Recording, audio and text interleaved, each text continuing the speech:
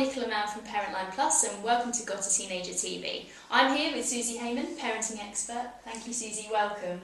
Hello, Nick. Thank you. I'm a trustee of Parentline Plus and an agony aunt.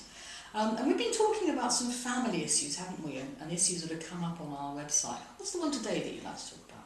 About being part of a couple parenting teenagers. So we've heard, it can be very difficult at times parenting teenagers. And what advice would you give to couples that are parenting teenagers, and what do you think they should do? Oh, apart from sort of go to Timbuktu or something, fly to Rio, get out of it. Actually, that's more than a joke, because the point is I think it's actually really important. If you've got any child of whatever age, but particularly teenagers, you need to have time for yourself. It's really important for people to actually not just be mum and dad, and not just be part of a family, but also occasionally be John and Jane, that couple who met, fell in love and got together. You forget that sometimes when you had your children, and when you're in the middle of all the stresses and strains of bringing up teenagers, that can be very, very distant, that memory of you together, just as a romantic couple. And I think we actually need to put some effort into bringing that back and to keeping that there, because you need that bedrock, you need that foundation that keeps you together, that keeps you as two adults together, not just a mum and a dad parenting together. And is that about, having a night out, just the two of you, for example? What would you suggest that a couple could do to ensure they get that kind of couple time? I think you should make dates. I think you should actually, because often what happens is you sort of say, oh, we'll go out next week, or we'll, go out in a couple of days, or go out tomorrow night, and you make it as a sort of, maybe, and then things come up. Somebody comes home from school in a dreadful state, and you put it aside because they're more important. And you suddenly realise that it's been three years since you've been out because you keep putting it aside. So I say that you should actually make a date, put it on the diary, put it on the calendar. Tonight, this night, Friday night, we go out, we get a babysitter in, or indeed, you actually, that's the night where perhaps you don't eat together. You do actually have your own private meal. You send the kids up with a pizza to the living room to watch television, and you actually have some couple time on your own together if you can't get a babysitter or you can't afford to go out. There's all sorts of ways of making that separate time, of actually saying, from 10 o'clock or from 9 o'clock or whatever, the living room is ours, you're off to your bedrooms, normally we spend time in family time. That's lovely, but tonight is ours.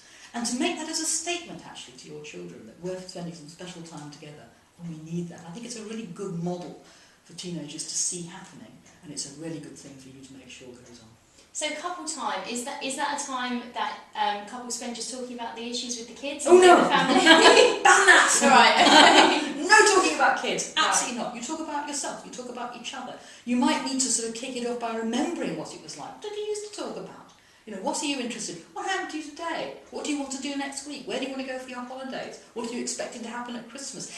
Anything that actually is talking about your feelings and you and each other and having fun together and remembering about having fun together. And the interesting thing is that if you start off, making that the rule. So the rule is you make dates. The second rule is you don't talk about the kids. You'll find that it actually develops, even if you're finding it a bit difficult at first. It'll just take wings, and then you'll find you have such fun together, you enjoy yourselves together. And that, as I said, it's a very good model for the kids to see, that you're strong, you're side by side, and you're enjoying each other. You can enjoy them a lot more then.